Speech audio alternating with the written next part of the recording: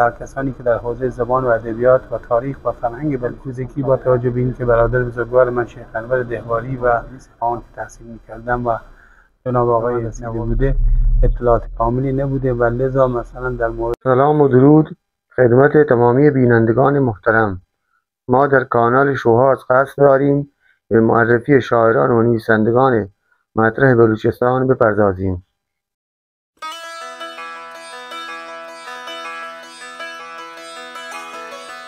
با سلام خدمت محمد صدیق دهواری. جناب محمد صدیق دهواری، برای ما در یکم از بیوگرافی صحبت کنید تا بتونیم بعداً سوالای بیشتری از شما بپرسیم. بسم الله الرحمن الرحیم. سلام علیکم و رحمت الله و برکاته. بسیار خوشحال و خرسندم که حضرت علی پروژه‌ای را به عنوان معرفی نویسندگان، مترجمان و کسانی که در حوزه زبان و ادبیات و تاریخ و فرهنگ بلوچستان کار می‌کنند آغاز کردید. حرکتی بسیار خوب است که جای تقدیر و تشکر از زحمات حضرت علی دارد. من محمد صدیق دهواری هستم. در سال 1352 در روستای آسپیچ شهرستان سرابان دیده به جهان گشودم. خب از همان کودکی با توجه به اینکه برادر بزرگوار من شیخ انور دهواری و عموی بزرگوارم مفتی خالد دهواری علیه رحمت در حوزه کتاب و چاپ و نشر و نویسندگی و مطالعه فعالیت داشتم، بنده هم با کتاب مانوس شدم و یادم میاد که در همان کودکی از آسپیچ تا سراوان گاهن پیاده می آمدم و از قانون پرورش فکری کودکان و نوجوانان سراوان که در اون موقع قانون سرگنج حسین زی که خدا حفظش کنه در اینجا حضور داشت و من کتاب امانت میگرفتم و میرفتم به آسپیچ. بعدها که کتاب فروشی خالد بن ولید رو در سال 1361 اخوی بزرگوار من شیخ انور دهواری را اندازی کرد، علاقه من به کتاب بیشتر شد و به عنوان شاگردی تا سالهای سال و حتی تا الان که امروز در خدمت شما هستیم در کتاب فروشی خالد بن ولید من حداقل روزی 1 ساعت از نماز مغرب تا عشا در اینجا حضور پیدا میکنم و با کتاب مانوس هستم. لذا این هم سبب شد که من در دوران راهنمایی و در دوران دبیرستان، مخصوصا دبیرستان امام خمینی اصفهان که تحصیل میکردم و جناب آقای نواب دهواری ریاست دبیرستان به عهده داشتن، نویسندگی رو با روزنامه‌نگاری دیواری در این مقطع شروع کردم و انشاهایی هم که می‌نوشتیم. دبیران ادبیات بسیار خوبی ما داشتیم که این باعث شد که من به نویسندگی علاقه پیدا بکنم. خب با توجه به این که در کتاب فروش خالد بن ولید نمایندگی مطبوعات و روزنامه ها رو هم شیخ انور دهواری آوردن، این باعث شد که من علاوه بر این کار روزنامه‌نگاری و نویسندگی و خبرنگاری رو هم آغاز بکنم و این همه باعث شد که من در حوزه نویسندگی و کتاب و کتابت و ترجمه فعالیت داشته باشم. تا کنون 24 تا کتاب هم از تألیف، ویراستاری، بازنویسی، ترجمه چاپ کردم که در 2 حوزه تاریخ فرهنگ و تاریخ و فرهنگ بلوچستان و همچنین تاریخ اسلام و زندگی نامه شخصیت هاست. در حال حاضر هم چند تا کار پژوهشی در حوزه میراث فرهنگی، صنایع دستی و گردشگری، رخدادهای اجتماعی معاصر و همچنین مجموعه یادداشت‌هایی در مورد شخصیت‌های بلوچ، شخصیت‌های معاصر جهان اسلام در دست تعریف دارم که انشاءالله امیدوارم تا پایان سال بتونم اونها رو چاپ و منتشر کنم. استاد، اولین کتابی که چاپ کردی چی بود؟ اولین کتاب من با عنوان سراوان شکوه گذشته بود. در واقع یک معرفی مختصری از سراوان بود، هم از آثار تاریخی، صنایع دستی و چند تا از شخصیت‌های شهرستان سراوان و در واقع این کتاب اولین کار پژوهشی من بود. ایراداتی هم داره چون بعدها متوجه شدم پژوهش‌هایی که داشتم مثلا در مورد برخی از شخصیت‌ها که در اینجا معرفی کردم تحقیقاتشون ناقص بوده و اطلاعاتی که به من رسیده بوده اطلاعات کاملی نبوده و لذا مثلا در مورد تاریخ ولادت و وفات خواجه محمد مرشد که از شخصیت‌های تاثیرگذار در حوزه ادبیات و عرفان سراوان هست، من به اشتباه قرن 8 ایشون رو معرفی کردم، در صورتی که ایشان در حدود 200 تا 250 سال پیش زندگی می‌کردن. لذا اینو سعی می‌کنم در کتاب‌های بعدی اصلاح کنم. استاد، چند سالی است که درباره تاریخ شفاهی بلوچستان کار می‌کنید. میشه برای بینندگان ما توضیح بدید که چگونه این کار رو شروع کردید و به همراهی چه کسی؟ با توجه به این که من از گذشته‌های تقریبا سال 80 و قبل از اون از سال 74 دقیقا که در کتاب فروشی حضور داشتم، بعضی از شخصیت ها مراجعه میکردن و من محضر اینها می نشستم و از درباره زندگیشون، در مورد کارهایشون پرسجو میکردم. منتها در موقع ما وسایل ضبط صوت اینا رو نداشتیم که صدا یا تصویر اونا رو ضبط کنیم.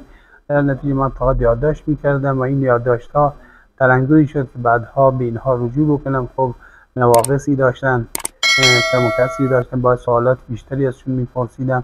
لذا این باعث شد که همین چند سال پیش یکی از دوستان ما در حوزه هنری سیستان بلوچستان که اداره کل هست، آقای دکتر مصطفی سیاه‌سر، و یکی از دوستان دیگه ما آقای علیرضا کمیلی به من پیشنهاد دادن با توجه به اینکه شما دارید روی شخصیت‌ها کار میکنید و من روی شخصیت‌های زیادی کار کرده بودم و زندگی اونها رو در فضای مجازی، در کانال تلگرامی، در اینستاگرام منتشر میکردم. به من پیشنهاد دادن که این کار رو به صورت قانونمند انجام بدم. این کار شما به زبان بلوچی یا به زبان فارسی؟ آره. خب بعد من با دنیای تاریخ شفاهی آشنایی پیدا کردم، در یک 2 دوره شرکت کردم، کتاب‌های در این زمینه مطالعه کردم و دور مثال اگر من مثالی بزنم، ما تقریبا سال 82 دقیقاً با استاد حبیب الله جنگزئی، مرحوم غفور خسروی، آقای حاجی محمد ارباب که کارمند وقت شهرداری سلامان بود، ما رفتیم به اطراف سلامان و به عنوان استادان بزرگواری این عزیزان، حاجی محمد عظیم بارکزئی، مهندس عبدالسلام بزرگزاده در حوزه فرهنگی، خب استادان من هستن. ما صدای اینا رو ضبط میکردم بعدها که یک رکوردر دیجیتالی شد. خب چون تاریخ شفاهی گفتم که بعد از این که من با این دوستان آشنا شدم و کلاس ها شرکت کردم، خب یک سری ضوابطی رو داره. یکی از چیزهایی که من در این کلاس ها و دوره یاد گرفتم این که در ابتدای هر تصویری یا هر صدایی باید ما بگیم که خودمون معرفی کنیم، مصاحبه شونده کیه، مصاحبه کننده کیه، تاریخ مصاحبه کیه. گاهن من همون فایلایی که سال 81 ضبط کردم یا 82 ضبط کردم باید تا آخر گوش کنم تازه متوجه بشم که دارم با چه کسی صحبت میکنم. و حتی یک 2 تا فایل دارم که خب در مسیرها گرفتم با افراد مختلفی در حوزه مردم شناسی، حتی یادم نمیاد که با چه کسی صحبت کردم. لذا ما این کار رو شروع کردیم و به صورت قانونمند در همون تعریفی که تاریخ شفاهی داره با شخصیت‌های مختلفی رو مصاحبه گرفتیم و الان هم برادر عزیز من جناب آقای عارف خدامنده کار پشتیبانی سایت رو انجام میده و این مصاحبه ها رو ادیت میکنن و بارگذاری میکنن در سایت. و در سایت ضمن این که ما مثلا شمه ای از معرفی اون فرد رو داریم باش مصاحبه میکنیم و شخصیت‌های مختلف. حضرت علی سوال فرمودید به چه زبانی؟ خب ما میتونیم هم به زبان فارسی مصاحبه ها رو داشته باشیم هم به زبان بلوچی. زبان فارسی خب مستمع ما بیشتر هست، بیشتر میتونن استفاده کنن. اما ما یکی از اهدافی که در این سایت تاریخ شفاهی دنبال میکنیم اینه که با زبان بلوچی زبان گسترده ای است، لهجه های مختلفی رو داره. حتی شما از یک روستا به یک روستای دیگه که به هم چسبیدن میروید، در خصوص کلمات، گویش، کلمات، لفظه ها و لهجه های مختلفی رو دارن و شما متوجه میشید این فرد مثلا از سراوان نشسته، شستون نشسته، دزک نشسته، هوشک، بخشان، گوشت، آسپی، دزک، تا برید کوهک و تا برید ناوک و جال. حتی مثلا اگر یالق بازی یه لهجه‌ای داره، ناوکی که سینوکان که وسط بین این دو اینها. لذا ما اینها رو با این هدف هم داریم به زبان بلوچی ضبط میکنیم که لهجه های مختلف زبان بلوچی رو و گویش ها و کلمات رو هم داشته باشیم. البته اگر فرصت بشه و در آینده بتونیم و دوستان دیگری بیان به ما کمک کنن و در این پروژه با ما همکاری و همیاری داشته باشن، میتونیم اینا رو به صورت به زبان فارسی هم پیاده بکنیم یا حتی به زبان بلوچی پیاده بکنیم و به صورت کتاب اینا رو ارائه بدیم. امکان داره اینا رو زیرنویس کنید و تمام ایران اینا رو استفاده کنن؟ خب در مرحله اول که ما در حال بارگذاری در سایت هستیم، سایت ما تقریبا الان به صورت صوتی همه فایل ها رو گذاشتیم.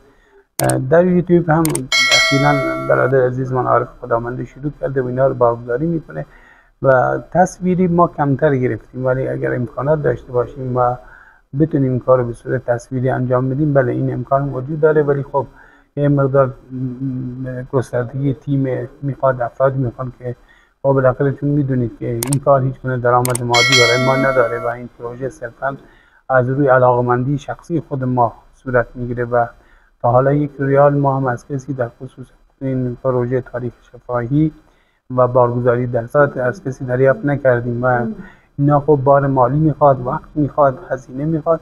اگر دوستانی علاقمند به این کار باشن ما میتونیم از توان و ظرفیت اونها با اسم خود اونها استفاده کنیم. اگر در آینده اسپانسر مالی داشتیم و اگر درآمدزایی داشتیم بالاخره اون هزینه رو حتما خدمت دوستان پرداخت کنیم. استاد شما مدیر انتشارات بلوچ هستید، میشه بفرمایید که برای بینندگان بفرمایید که چه کارهایی تا الان انجام دادید؟ خب انتشارات کتاب بلوچ در واقع تداوم همون کتاب فروشی خالد بن ولید هست. از سال 61 که کتاب فروشی رو شیخ انور دیواری راه اندازی کردن، ما تلاش بسیاری کردیم. شیخ انور دیواری که در خاطرات ایشون که به زودی چاپ میشه با توجه به این که مراسم بزرگ داشتن برای ایشون گرفته شد، کتاب‌های متعددی رو شیخ انور دیواری چاپ کرد. دهه 70 آقای آژنده فرماندار وقت سلام خدا رحمتش کنه آقای کرباسچی مدیر کل ارشاد، ما تلاش کردیم باز ایرادی که داشتن که در اون موقع شرط داشتن مدرک کارشناسی رو برای صدور پروانه نشر اعمال میکردن. خب ما مکاتبه کردیم، ما مدرک نداشتیم، بالاخره ما مجبور شدیم در سال 90 کارشناسی خودمون بگیریم و از اون سال تقاضای انتشارات کردیم و 96 موفق به دریافت مجوز انتشارات شدیم. تا کنون 157 کتاب که امروز 18 مهر ماه 1404 هست برای چاپ تحویل وزارت ارشاد دادیم برای مجوز. بخش زیادی مجوزشون صادر شده، بخشی هم در حال صدور مجوز هست، بخشی هم که هنوز مجوز صادر شده و نتونستیم چاپ کنیم. تقریبا 115 عنوان چاپ شده داریم و ما از اینجا اعلام میکنیم در راستای حمایت از نویسندگان، مترجمان، کسانی که صاحب قلم هستن و آثارشون رو با تیمی که داریم، با خود عزیزانی که هستن، البته بخشی از هزینه ها رو باید پرداخت کنم، مثل سفارایی، طرح جلد، اینا رو ما نمیتونیم انجام بدیم، دوستانی که این کارا رو انجام میده بالاخره هزینه‌ای، اما برای صدور مجوز، دریافت مجوز، شابک و کارهای مجوز با حداقل هزینه ها در خدمت بزرگواران خواهیم بود. استاد خودتون تا حالا کتابی چاپ کردید یا تالیف؟ من عرض کردم 24 تا کتاب چاپ کردم در حوزه. با تشکر از استاد محمد سید دیواری که در این مصاحبه با ما همکاری نمودند. بسیار عالی و سپاسگزارم از حضرت عالی که این وقت هم در اختیار ما گذاشتید.